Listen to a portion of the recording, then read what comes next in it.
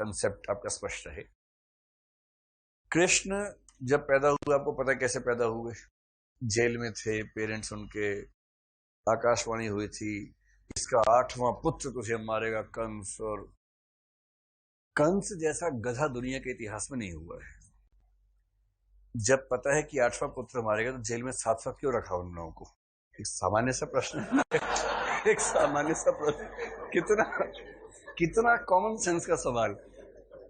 कई लोग ये सवाल खड़ा करते हैं, अजीब पागलपन है। जब आकाशवाणी हो ही गई है कि इनका 8वां पुत्र मारेगा तो 8वां पुत्र होने की सीधी सी बात है। लेकिन जब आदमी मूर्ख होता है ना, उसके सिर पे सींग थोड़ा ना होते हैं, तो गधापन तो गधापन है। सारे बच्चे मारे जा रहे हैं उनके। भाई 7 हत्याएं भी तो की, क्यों हत्याएं की? इससे बढ़िया अलग अलग शहरों की जेल में बंद कर देता, बात खत्म हो जाती। लेकिन जब ऊपर से तय हो चुका कि मरना है 8वें के हाथों ही, तो 8वां तो होकर रहेगा और मरेगा भी उसके हाथ ही, ये तो होना ही होना है। बहरहाल ये तो हंसी मजाक की बात हुई। 8वां पुत्र हुआ, कंस तैयारी में है कि जैसे ही होगा मार दूंगा। लेकिन भगवान जी आए हैं, मजाक समझते हैं आप। जेल के दरवाजे खुल गए, बाढ़ आ गई, ये हुआ, फिर टोकरी में ऊपर रखा और उसको छोड़ने गए। कहां छोड़ने गए? यशोदा के घर छोड़ा, नंद के पास छोड़ के आ गए, और वहां से एक बच्ची को लेके आ गए। कंस आया, उस बच्ची को पटक के मारा नीचे। वो बच्ची मर गई, लेकिन ऊपर उठी, उठते उठते बोल गई, अरे मैं नहीं हूं, वो कहीं और है। अब कंस के पेट में दर्द है कि ये क्या हो गया, समझ ही नहीं आ रहा। जेल मेरी, शहर मेरा, पता ही नहीं चल रहा कुछ। आपको लगता है सब कहानियां बहुत जोरदार कहानियां? ये बहुत ही गपोड़ टाइप की कहानी है। कोई राजा किसी को पता हो तो ऐसा कैसे वो होने देगा? बहरहाल धर्म की कहानी में ज्यादा सवाल नहीं खड़े करने चाहिए, थोड़ा बहुत हंसी मजाक करके निकल जाना चाहिए, वरना लोग क्रुद्ध हो जाते हैं बहुत जल्दी। तो उसके बाद कृष्ण पल रहे हैं नंद के यहाँ, और नंद और यशोदा पाल रहे हैं। वहां बलराम भैया भी मिल गए उनको। बलराम बलराम तो मिल गए, गोपियां मिल गई बहुत सारी, मेन बात यह है। वहां राधा भी है, और कृष्ण अपनी चंचल प्रवृत्ति के अनुसार एकदम इलाके के डॉन बने हुए हैं, तो बहुत चंचल हैं। घूमते गैंग लेके अपना, ग्वालों का गैंग जो उनका है, तो एकदम जो मस्त जीवन हो सकता है वो कृष्ण का वहां पर है। उन्हें बिल्कुल नहीं पता कि वो किस काम के लिए ऊपर से आए हैं, उनको बिल्कुल नहीं पता है। पर 3-4 ऐसी घटनाएं घटी कि उनको सैंपल्स दिखाने पड़ गए। एक राक्षसी को भेज दिया कि इसको मार दो, छोटा बच्चा था, तो उन्होंने फिर उसका काम तमाम किया। फिर बीच में राक्षस राक्षसी आते रहते थे, किसी को इंद्र ने भेज दिया, किसी को किसी ने भेज दिया, तो सबको मारते थे। और एक वो कौन था, सांप वाला बड़ा सा, कलिया कलिया कुछ बोलते थे उसको, कालिया कालिया नाग वाला जो था। वो सब दृश्य देख के लोग समझने लग गए थे कि ये बच्चा ऐसा वैसा बच्चा नहीं है, कुछ इसमें खास बात है। माँ बहुत परेशान कर देती बच्चे को, मक्खन खाए तो झापड़ पड़ जाए, मक्खन चोरी करे तो और पिटाई। कृष्ण को लगा कि एक आध बार इसको समझा देता हूं मैं कौन हूं, ज्यादा हीरोइन बन रही है। अरे माँ है तो ठीक है, जान ले लेगी क्या? तो एक बार कृष्ण ने मक्खन खाया, माँ बोली तू नहीं खाया? कृष्ण बोले मैंने नहीं खाया। मुंह खोल के दिखा। तो उसने कहा लो देख लो, मुंह देख लो।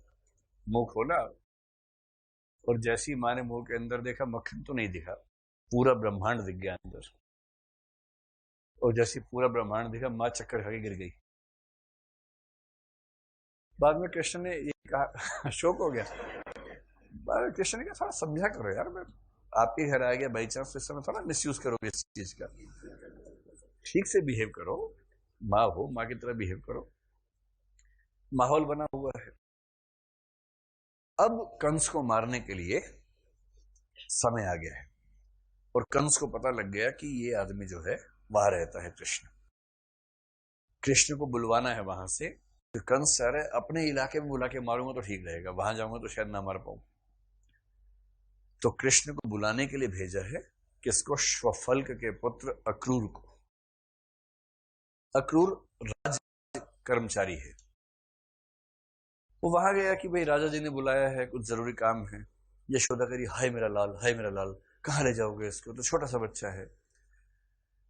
कह रहे राम जी इससे कम उम्र में निपटा दिया, राक्षस बड़े बड़े, यार तुम कैसी बात करते हो, बच्चे छोटा थोड़ा ना, जाने दो, बुलाया है। फिर मैंने बड़ी दुआएं दे के भेजा कि बलराम तुम भी साथ में जाओ, ये छोटा बच्चा अकेला है, तुम भी साथ में जाओ।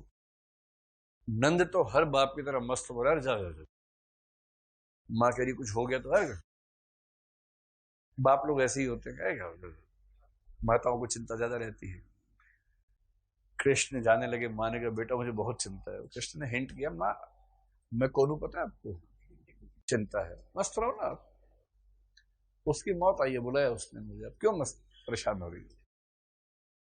वहां गया तो कंस ने अरेंजमेंट किए हुए थे, कुछ हाथी वाथी छोड़ दिए उसके ऊपर। कृष्ण का क्या हाथी है, उसको यूं पकड़ा, ऐसे ऐसे घुमाया, पटक दिया दूर। तो माहौल बन गया कि कृष्ण बहुत, दो बच्चे बहुत साहसी बच्चे हैं, संभल। बलराम को मुफ्त का यश मिल रहा है इसमें, कर रहे हैं सारा कृष्ण, लेकिन मुफ्त का यश मिल गया बलराम को भी। फिर हुआ करते करते अंत में कंस को निपटा दिया। जब कंस निपट गया तो अब ये बोले कि अब मैं जाता हूं, वहां गोपियां और मेरी मम्मी दोनों परेशान है। मेरी मम्मी भी परेशान है, उनका भी ध्यान है, लेकिन मुख्य रूप से गोपियों का, राधा का ध्यान ज्यादा है। तो जो राजा बने थे, राजा ने कहा कि देखिए बहुत संकट है, जरासंध बार बार आक्रमण करता है हमारे ऊपर, दबाव बनाता है, जब तक आप हैं वो कुछ नहीं कर रहा है, वरना जरासंध हमें परेशान करता रहेगा। कृष्ण बोले अच्छा उसको भी देख लेते हैं, ऐसी क्या बात है। कृष्ण अयोध्या में है और पांडव लोग कुरुक्षेत्र के आसपास उस समय एक्टिव हैं।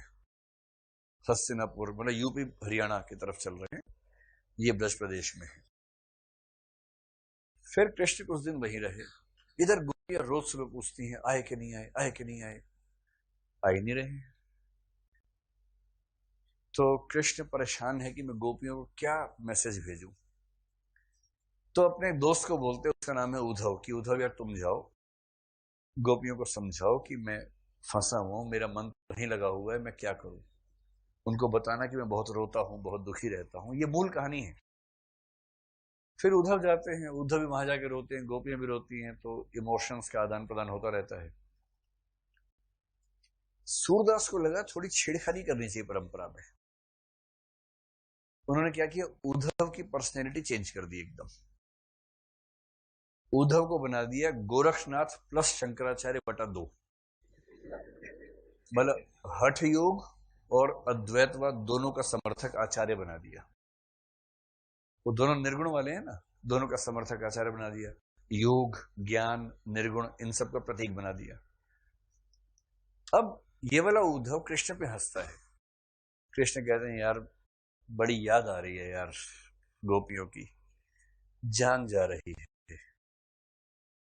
उद्धव कहते हैं कृष्ण आप इतने ज्ञानी हो कि ऐसी बात करते हैं, निर्गुण परम तत्व, नेति नेति, ये सब क्या है, मोह माया है, भावनाएं तो बंधन का कारण है।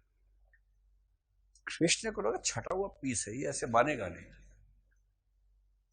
जब बार बार ऐसे करने लगा, कृष्ण को लगा इसको सुधार